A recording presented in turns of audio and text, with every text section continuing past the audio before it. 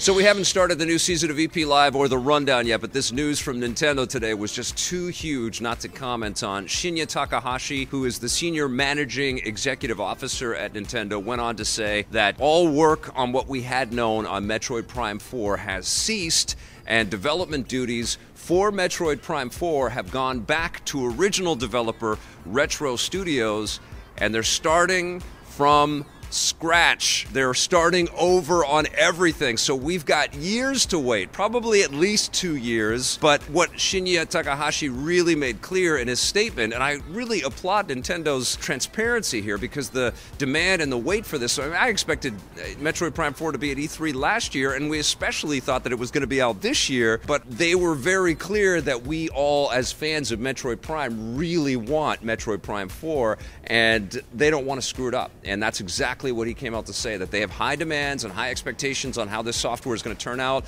They know that the fans are crazy for it, and they don't want to disappoint themselves or disappoint anybody else.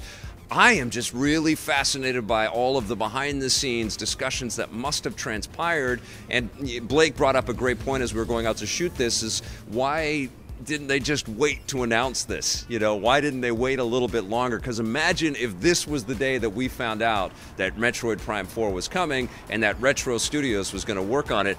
I'm just flabbergasted that Retro wasn't the original developer. I'm sure that they were going to, participate and share and, send over some of their design ideas, but they were handing development duties over to somebody else. It's been rumored that it was going to be Bandai Namco or other partners out there. I thought Next Level Games might have been a contender because they worked on that Metroid handheld title not too long ago. Crazy big news, but it does say something incredibly significant here, and that is the fact that the pedigree of a developer really matters. The people that make games at specific studios really matter.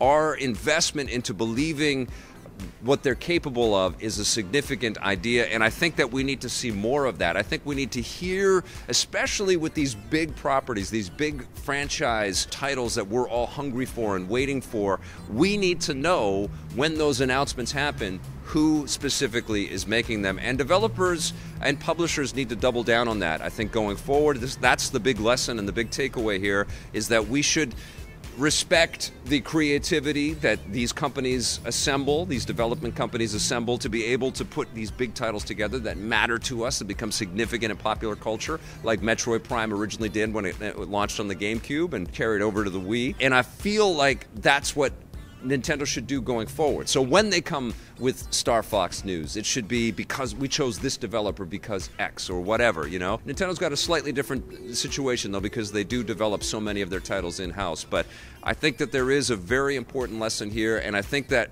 we as game players should be paying attention to this, because the developers matter, who makes these games matter, and when that sort of lightning in the bottle is captured, it should be protected and it should be preserved.